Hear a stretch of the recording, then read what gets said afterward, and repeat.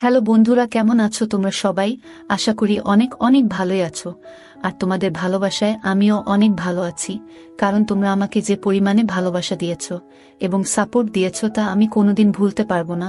তাই তোমাদেরকে মজা দেওয়ার জন্য আবারও একটি নতুন গল্প নিয়ে হাজির হলাম। গল্পটি শোনার মতো, আশা করি তোমাদের দাঁড়িয়ে যাবে এবং তোমরা হাতের কাজ করতে সবাই হেডফোন নিয়ে বসে যাও। যদি আমার গল্প শুনে মজা পাও তাহলে অবশ্যই আমার চ্যানেলটি সাবস্ক্রাইব করবে। তো চলো বন্ধুরা, আমরা কথা না বাড়িয়ে আসল গল্পে চলে যাই। আমার 14 বছর বয়সে মালকিন আমাকে তার বাড়িতে নিয়ে যান এবং আমাকে 500 টাকা দিয়ে মালকিন নিজের শরীরে ম্যাসেজ করাতেন। আমি 500 টাকায় রাজি হয়ে মালকিনের শরীরে ম্যাসেজ করতাম।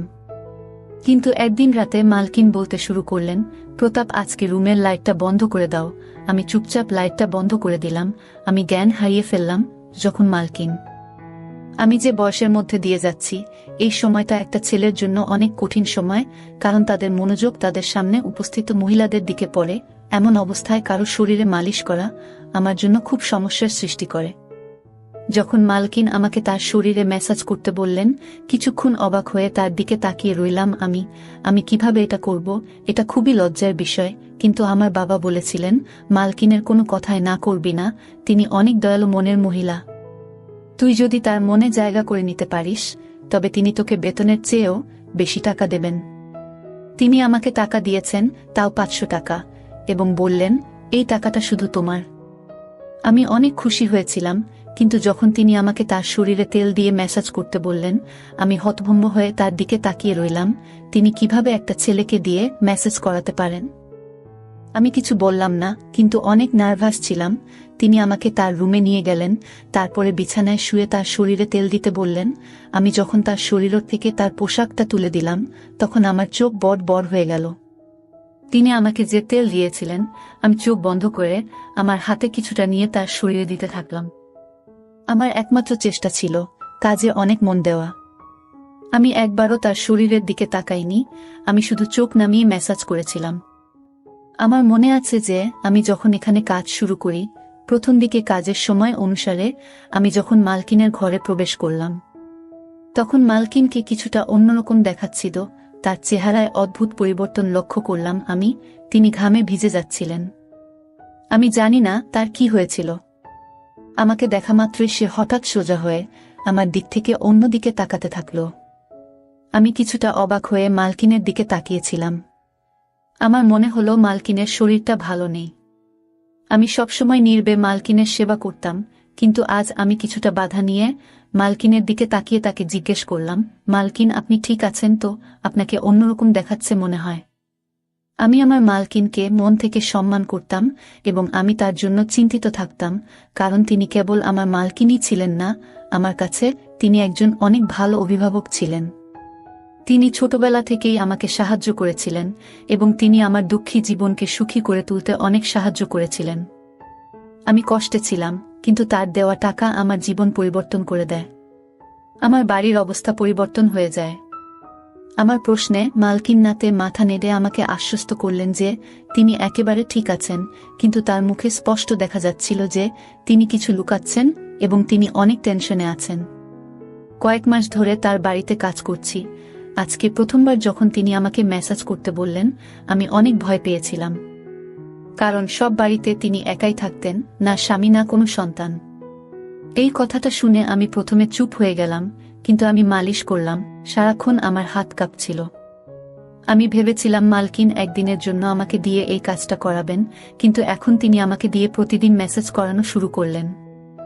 আমি মালকিনের কোনো কাজে এতটা খারাপ মনে করিনি, কারণ তিনি কোনো উদ্দেশ্য নিয়ে আমাকে দিয়ে কোনো কাজ করাতেন না। কিন্তু যখন আমি একা রুমের মধ্যে তাকে তেল ম্যাসাজ করতাম, তখন আমার অনেক খারাপ মনে হতো। একটা অদ্ভুত বিষয় হলো যে আমি মালকিনকে ম্যাসাজ করা শুরু করার পর থেকে মালকিন আমার দিকে অনেক ভালোবাসার চোখে তাকাতে থাকল। আগে তিনি আমাকে 500 টাকা দিতেন, কিন্তু এখন 1000 টাকা দিতেন।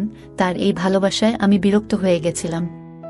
কিন্তু আজও প্রতিদিনের মতো আমি তেলের বোতল হাতে নিয়ে ম্যাসাজ করতে গেলাম। আমি 14 বছর বয়স থেকে মালকিনের শরীরে ম্যাসাজ করে আসছি। এই কাজটি আমাকে অনেক বিভ্রান্ত করত। আমার মালকিনের উপর রাগও হতো, কারণ তিনি আমাকে দিয়ে এসব কাজ করাতেন, কিন্তু আমি এসব করতে বাধ্য ছিলাম। কারণ আমার টাকা চাই এবং কাজের বিনিময়ে আমার মালকিন আমাকে প্রতিদিন 500 টাকা দিতেন, তাই আমি নির্বে মালকিনের জন্য এই কাজটি করতে থাকলাম। অনেক পরে আমি বুঝতে পেরেছিলাম যে মালিকিন কেন আমাকে দিয়ে এই কাজ করাতেন। আমি তেল নিয়ে আমার মালকিনের বিছানায় বসলাম। তারপরে হঠাৎ মালকিন আমাকে বলল, প্রতাপ, ঘরের আলো নিভিয়ে দাও। আমি অবাক হয়ে মালকিনের দিকে তাকালাম। আমার কেমন যেন মনে হচ্ছিল, কিন্তু মালকিনকে কিছুই বলতে পারলাম না। আমি ঘরের আলো নিভিয়ে দিলাম এবং অন্ধকারে মালকিনের বিছানার কাছে পৌঁছালাম। অন্ধকারে বুঝতে পারলাম মালকিন বিছানায় শুয়ে আছেন। আমি মালকিনের দিকে হাত বাড়ালে মালকিন আমাকে থামিয়ে দিয়ে আমার হাত ধরে তিনি আমাকে যা বললেন তাতে আমি জ্ঞান হারিয়ে ফেললাম। আমার মনটা কেমন করতে শুরু করলো। আমি আমার জায়গায় বসে রইলাম, আমার নড়াচড়া করা কঠিন হয়ে পড়ে। আমার মালকিনের কথা শুনে আমি অবাক হয়ে উঠেছিলাম। আমি বাঁকুড়ার একটি গ্রামে থাকতাম। আমার পরিবার অনেক গরিব। আমার বয়স যেহেতু 14 বছর, তাই আমার পক্ষে কাজ পাওয়া বা টাকা ইনকাম করা কঠিন ছিল। আমি বাধ্য হয়ে আমার বাবা মাকে কষ্ট করে সংসার চালাতে দেখেছি। তারা অনেক কষ্টে ছিল, কিন্তু আমি তাদের কোনো সাহায্য করতে পারিনি। আমি অনেক আবেগী ছিলাম, কিন্তু কোনোভাবে টাকা ইনকাম করে তাদের সাহায্য করতে পারিনি, যাতে তাদের একটি ভালো জীবন দিতে পারি। লেখাপড়া করা আমার স্বপ্ন ছিল, কিন্তু আমি জানতাম যে আমাদের কাছে লেখাপড়া করার টাকা নেই। আমাদের বাড়িতে খাওয়া দাওয়া করাই অনেক কঠিন ছিল। তবে আমি জানতাম যে আমি যদি আমার শখ প্রকাশ করি, তবে আমার মা বাবা এত কষ্টের মধ্যেও নিশ্চয়ই আমাকে পড়াতেন। কিন্তু আমি এতটা স্বার্থপর ছিলাম না, তাই নিজের শখগুলোকে নিজের মধ্যে দমিয়ে রেখেছিলাম, এবং এই জিনিসটি আমাকে আরও অসহায় করত। সেই দিনগুলিতেই মালকিন আমার জীবনে এসেছিলেন। মালকিন একজন বয়স্ক মহিলা এবং একা থাকতেন। তার স্বামী তাকে ছেড়ে দিয়েছিলেন এবং তার কোনো সন্তান ছিল না। তবে তার অনেক টাকা ছিল, তার অনেক জমিজমাও আমাদের গ্রামে ছিল। মালকিনের নিজের জমিতে কিছু গুরুত্বপূর্ণ কাজ ছিল, তাই আমাদের গ্রামে আসার পর তিনি আমাকে দেখে আমার দিকে তাকিয়ে জানতে চাইলেন আমি কেন স্কুলে যাই না এবং কেন আমি পড়াশোনা করি না। আমি দুঃখের সাথে তাকে আমাদের অবস্থার কথা বললাম এবং বললাম যে আমি আমার পরিস্থিতির কারণে পড়াশোনা করতে পারিনি। পড়াশোনা করলে আমাদের ঘরে খাওয়া দাওয়া বন্ধ হয়ে যাবে। আমার কথা শুনে মালিকিন চিন্তায় পড়ে গেলেন। এরপর তিনি আমাদের বাড়িতে এসে আমার বাবা মায়ের সাথে কথা বললেন এবং বললেন যে বাড়ির ছোটখাটো কাজের জন্য তার আমার বয়সী একটি ছেলে দরকার। আমার বাবা মা তখনও চিন্তায় ছিলেন যে কিভাবে তারা তাদের ছোট ছেলেকে এত কম বয়সে কাজে দিবেন, এবং সম্ভবত তারা ভাবছিলেন যে আমি হয়তো তাদের ভুল বুঝব, কিন্তু আমি এগিয়ে গিয়ে তার কাজ করতে রাজি হলাম। আমার কথা শুনে মালিকিন অনেক খুশি হয়েছিলেন। তখন আমি কিছুই জানতাম না। আমি শুধু ভেবেছিলাম মালিকিন তার ইচ্ছানুযায়ী ছোটখাটো কাজ করাবেন, আর আমি সব কাজ করতেই রাজি ছিলাম। আমি অনেক খুশি মনে রাজি হলে আমার বাবা মাও চুপ হয়ে গেলেন। মালকিন আমার বাবা মায়ের হাতে বেশ কিছু টাকা দিয়েছিলেন এবং তাদের কথা দিয়েছিলেন যে তিনি প্রতি মাসে টাকা পাঠাবেন, যাতে আমাদের বাড়ির কষ্ট দূর হয়। মনে মনে আমি অনেক খুশি ছিলাম। আমার স্বপ্ন সত্যি হতে চলেছে, কারণ আমি সবসময় আমার বাবা মায়ের অবস্থা পরিবর্তন করতে চেয়েছিলাম। আমি আমার জিনিসপত্র গুছিয়ে মালকিনের সাথে শহরে চলে এলাম। মালকিনের শহরের সুন্দর বাড়ি ছিল। এত সুন্দর বাড়ি আমি জীবনে প্রথম দেখেছিলাম। মালকিন আমার থাকার জন্য একটি রুম দিয়েছেন। রুমটি খুবই ছোট, কিন্তু অনেক সুন্দরভাবে সাজানো ছিল। রুমে দামি দামি আসবাবপত্র রাখা ছিল। আমার মনে হচ্ছিল যেন ঘরটা আমার স্বপ্নের মতো তৈরি করা হয়েছে। মালকিন আমাকে ছোটখাটো কাজ বুঝিয়ে দিলেন, যার মধ্যে রোজ তার গাড়ি পরিষ্কার করা, রাতে তাকে পানি দেওয়া এবং দিনে 3 বার খাওয়ার বাসনপত্র পরিষ্কার করা ইত্যাদি। এই কাজগুলো আমার মতো গরিব একজন ছেলের পক্ষে অনেক সহজ ছিল। মালকিনের বাড়িতে বাইরে থেকে রান্না করা খাবার আসত এবং মালিকিন তার সাথে আমাকেও খেতে দিতেন। প্রথম দিনই আমাকে ভালো পোশাক দেওয়া হয়েছিল, জুতাও কিনে দিয়েছিলেন। মালকিনের দয়া এখানেই শেষ হয়নি।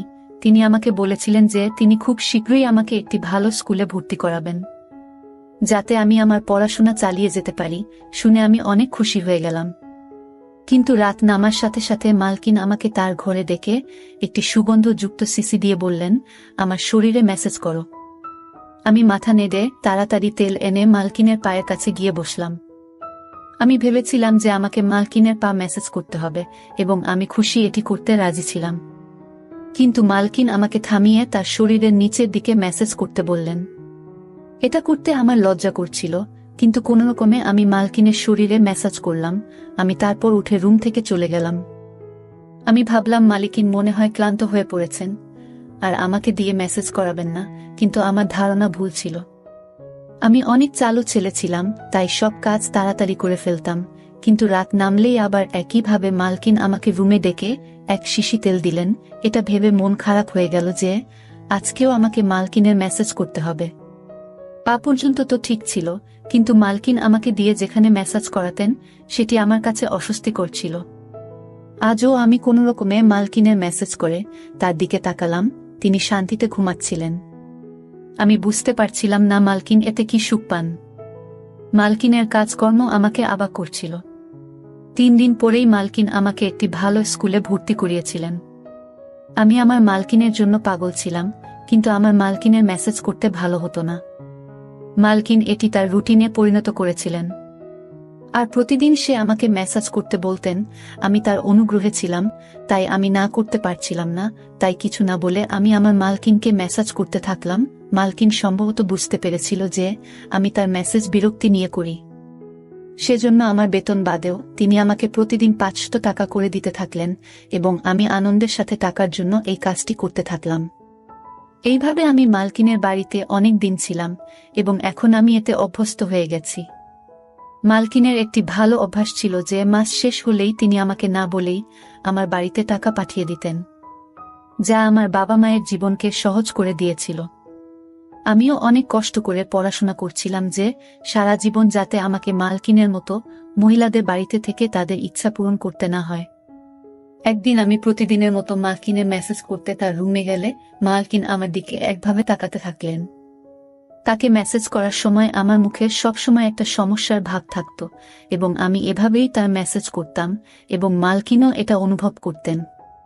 তাই মালকিন আমার দিকে মনোযোগ দিয়ে তাকিয়ে তারপরে বললেন যে আমি জানি আমার এই কাজটা করতে তোমার খারাপ মনে হয়, কিন্তু আমি অসহায়, তাই তোমার খারাপ মনে হওয়া সত্ত্বেও তোমাকে দিয়ে এই কাজটা করিয়ে নিই। মালকিনের মুখে হাসি ভাব ফুটে উঠল। আমি কিছু বুঝতে না পেরে মালকিনের দিকে তাকাতে থাকলাম। আমি বুঝতে পারিনি, তাই মালকিন আমাকে তার বাধ্যবাধকতার কথা বললেন, আর লজ্জায় আমার অবস্থা খারাপ হতে থাকল। মালকিন আমাকে বললেন যে তার শরীরে সমস্যা রয়েছে, যার কারণে তিনি মেসেজ না করিয়ে রাতে ঘুমাতে পারেন না। মালকিন এই কাজের জন্য নার্স রেখেছিলেন, কিন্তু তারা সবাই কোনো না কোনো অজুহাত দেখিয়ে কখনো কখনো তাড়াতাড়ি মেসেজ করে, আবার কখনো কখনো মেসেজ না করেই চলে যায়। বাধ্য হয়ে মালকিন আমাকে কাজে রাখেন, এবং তিনি আমার এত উপকার করতেন যাতে আমি তার মেসেজ করতে না বলতে না পারি। এসব কথা বলে মালকিন চুপ করলেন, আর আমি মালকিনের কথায় অনেক লজ্জিত হলাম, এবং আমার আচরণের জন্য আমার খুব খারাপ মনে হচ্ছে। যে মহিলা আমার এত উপকার করেছেন তাকে নিয়ে আমি খারাপ কিছু ভেবেছি বলে আমি আফসোস অনুভব করছিলাম। এই রোগের কথা শুনে আমি আমার মালকিনের মেসেজ আমার সমস্ত মন দিয়ে করতাম, এবং কখনো বিরক্ত হতাম না। মালকিন আমাকে খুশি করতেন। আমি এখন বড় হয়ে গিয়েছি, এবং মালকিন অনেক বৃদ্ধ হয়ে গিয়েছেন। একদিন আমি মালকিনকে মেসেজ করতে তার রুমে গিয়ে দেখলাম মালকিনের অবস্থা অনেক খারাপ। আমি জিজ্ঞাসা করলেও মালকিন আমাকে কিছুই বললেন না। আমি যখন মেসেজ করা শুরু করলাম, প্রথমবারের মতো মালকিন আমাকে লাইট অফ করতে বললেন। আমি অবাক হয়েছিলাম, কিন্তু আমি তার কথা মেনে লাইট বন্ধ করে তার কাছে গিয়ে বসলাম। এমন সময় মালকিন আমার হাত ধরে আমাকে বললেন, আজ আমার শরীর অনেক খারাপ মনে হচ্ছে, আর শরীরেও ব্যথা হচ্ছে। আমার মনে হচ্ছে আমার সময় ঘনিয়ে এসেছে। মালকিনের কথা শুনে আমি ঘামতে থাকলাম। আমি নীরবে বসে রইলাম। মালকিন বললেন, তোমার যত্ন আমার মন জয় করে নিয়েছে। আমার যদি ছেলে থাকতো তবে তোমার মতো আমার যত্ন নিত। আমি তোমাকে আমার ছেলে মনে করি। আমি আমার সমস্ত সম্পত্তি তোমার নামে করে দিয়েছি। নিজের খেয়াল রেখো। মালকিন এই কথা বলেই তার হাত নিচে পড়ে গেল। আমি তাড়াতাড়ি উঠে লাইট অন করে মালিককে দেখে দ্রুত ডাক্তারকে ডাকলাম। মালকিন একেবারে স্থির। ডাক্তার চেক আপ করে মালকিনকে মৃত ঘোষণা করলেন। আমি হতভম্ব হয়ে কাঁদতে কাঁদতে পাগল হয়ে গেলাম। মালকিন আমার মায়ের মতো ছিলেন, যদিও তিনি আমার মা ছিলেন না, কিন্তু আমাদের মধ্যে সম্পর্কটা মা ছেলের মতোই ছিল। আর তার উকিল পরের দিনই তার সমস্ত সম্পত্তি আমার হাতে তুলে দিয়েছিলেন। আমি অনেক বড়লোক হয়ে গেছি এবং আমি মালকিনের বাড়িতেই থাকি। আমার বাবা মাও আমার সাথে থাকেন। আমার জীবন অনেক সুন্দর হয়ে উঠেছে। আমার মালকিন অনেক সুন্দর মনের মহিলা ছিলেন। বন্ধুরা, আজকের ভিডিওটা এখানেই শেষ করলাম। অনেক কষ্ট করে ভিডিওটি আপনাদের জন্য বানিয়েছি। যদি ভিডিওটি আপনাদের ভালো লেগে থাকে তাহলে একটা লাইক করবেন এবং চ্যানেলটি অবশ্যই সাবস্ক্রাইব করবেন। এই আশা ব্যক্ত রেখে আপনাদের কাছ থেকে বিদায় নিচ্ছি আমি। দেখা হবে আগামীকালের নতুন কোনো ভিডিওতে। সে পর্যন্ত সবাই ভালো থাকুন, সুস্থ থাকুন। ধন্যবাদ।